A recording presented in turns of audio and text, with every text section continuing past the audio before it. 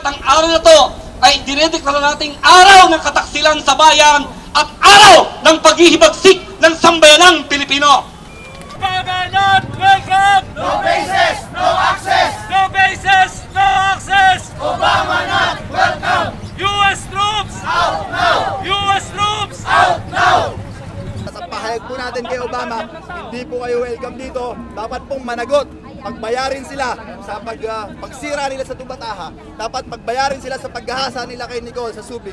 Pagbayarin sila sa pinatay nila sa base militar ng Amerika noong 1990s pa at sa 11 million Filipinos na pinatay nila noong pang World War II. Tayo po ginawa nilang tuta, ginawa nilang alipin at yung pagbisita po ni Obama kay Noynoy Aquino, ang pagbisita na ito ay tila pagbisita po ng amo sa tuta niya doon sa puppet, sa puppeteer ang palabas po ngayong araw.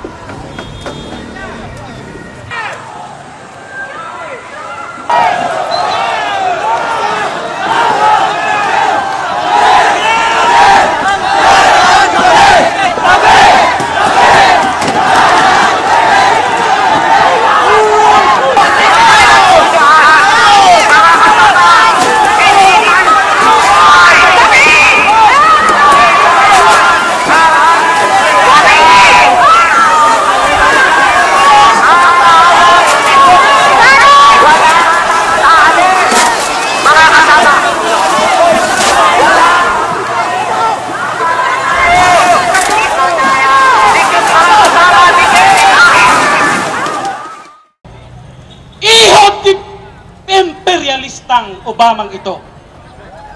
Inaalipusta na, tuloy-tuloy pa rin pumunta rito. Taliwas sa sinasabi ng tuta niyang si Noynoy Aquino, ang pagdating daw ni Obama ay magdadala ng kasiguruhan, ng kapayapaan dito sa ating bansa. Taliwas sa sinasabi ng tutang si Noynoy Aquino, hindi magdadala ng kapayapaan at kaginhawaan ang pagdating ni Obama dito sa ating bansa.